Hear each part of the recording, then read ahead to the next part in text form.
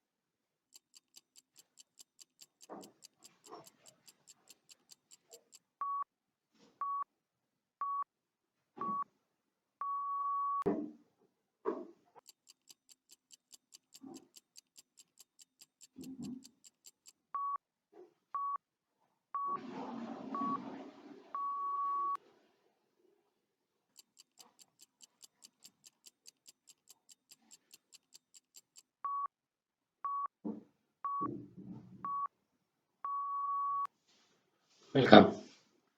ራሳችሁን እንደፈተናችሁ እንደመዘናችሁ ተማመናለሁ። ይህን መሰረት አድርጋችሁ ጥናታችሁን እንደገና እንድታካሂዱ እመክራለሁ። በሌላ ቪዲዮ እስከምንገናኝ ደህና ቆዩ።